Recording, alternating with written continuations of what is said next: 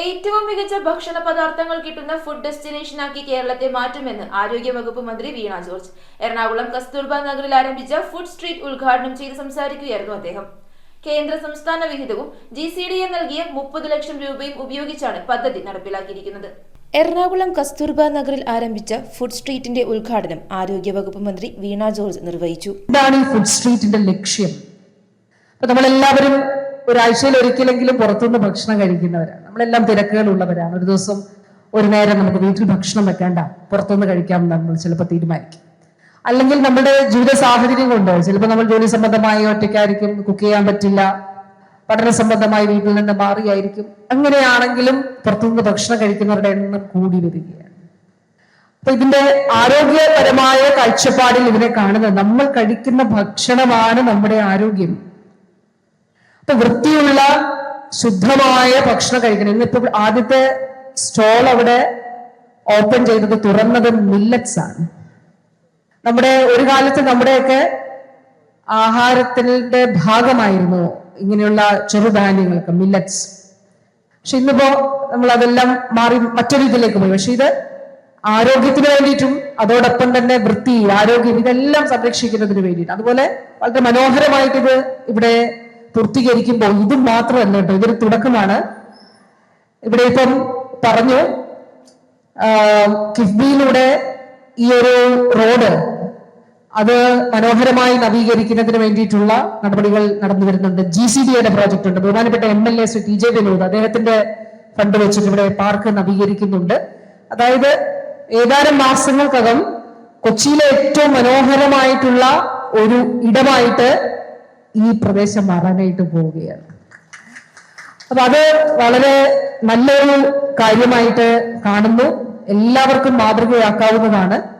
നമ്മുടെ നാട്ടിൽ ഇങ്ങനെയുള്ള ഒരുപാട് തെരുവുകളിൽ, സ്ട്രീറ്റുകളിൽ ആഹാരം വിൽക്കുന്നവരുണ്ട്. ഇതൊരു മാതൃക കൂടിയാണ്. ഇത് ഇങ്ങനെയാണ് നമ്മൾ വിൽക്കേണ്ടത്. ഇതിന്റെ മാലിന്യ സംസ്കരണം ഇങ്ങനെയായിരിക്കണം, ഇങ്ങനെയാണ് വൃത്തിയോടുകൂടി ഭക്ഷണം സൂക്ഷിക്കേണ്ടത് എന്നുള്ള ഒരു മാതൃക കൂടിയാണ് ഇതിന്റെ ഭാഗമായി നമ്മൾ വെക്കുന്നത്. വഴിയോര ഭക്ഷണശാലകളിൽ നിന്ന് മെച്ചപ്പെട്ട ഗുണനിലവാരമുള്ള ഭക്ഷണം ഉറപ്പുവരുത്തുന്നതിനും മലിനീകരണം തടയുന്നതിനുമൊക്കെ ഇത് സഹായകരമാകും. ഏറ്റവും മികച്ച ഭക്ഷണ പദാർത്ഥങ്ങൾ കിട്ടുന്ന ഫുഡ് ഡെസ്റ്റിനേഷനാക്കി കേരളത്തെ മാറ്റുമെന്നും വഴിയോര ഭക്ഷണശാലകളിൽ നിന്ന് പൊതുജനങ്ങൾക്ക് ഗുണനിലവാരമുള്ള ഭക്ഷണം ഉറപ്പാക്കുകയാണ് ഫുഡ് സ്ട്രീറ്റിന്റെ ലക്ഷ്യമെന്നും അദ്ദേഹം ഉദ്ഘാടന പ്രസംഗത്തിൽ വ്യക്തമാക്കി. 60% കേന്ദ്ര വിഹിതവും 40% സംസ്ഥാന വിഹിതവും കൂടാതെ GCDA നൽകിയ 30 ലക്ഷം രൂപയും ഉപയോഗിച്ചാണ് പദ്ധതി നടപ്പിലാക്കിയിരിക്കുന്നത്. ചടങ്ങിൽ GCDA ചെയർമാൻ ചന്ദ്രൻ പിള്ള അധ്യക്ഷത വഹിച്ചു. രുചിഭേദങ്ങൾക്ക് ഇടം കിട്ടണം. രുചിഭേദങ്ങൾ ഒരാളിന് വ്യത്യസ്തമായിട്ടാണ് മറ്റൊരാൾക്ക് ഉണ്ടാവുക. ആ രുചിബോധത്തെയും രുചിഭേദങ്ങളെയും മാനിക്കുന്ന ഒരു രംഗം, അതാണ് ഫുഡ് സ്ട്രീറ്റ്. നമ്മൾ തുടങ്ങുന്ന തുടക്കമാണ്. ഇത് വളരെ ലളിതമായി തുടങ്ങുകയാണ്. ഇതിവിടെ നിൽക്കില്ല. നമ്പർ കൂട്ടേണ്ടി വരും, അത് ഓരോന്നിന്റെയും സാധ്യതകൾ മാറ്റേണ്ടി വരും.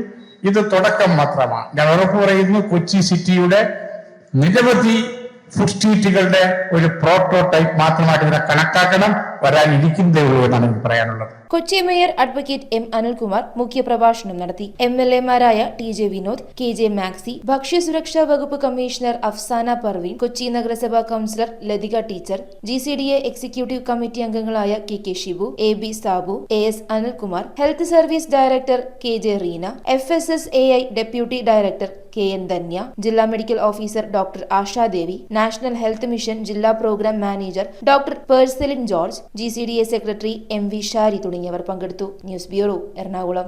ഫുഡിന്റെ കാര്യത്തിൽ സോൾട്ട് ഒരു സ്വർഗം തന്നെയാണ്. 300-ൽ പരം കൊതിയൂറും വിഭവങ്ങൾ. The salt restaurant, Thoppumpady, Panampilly Nagar and Kakkanad.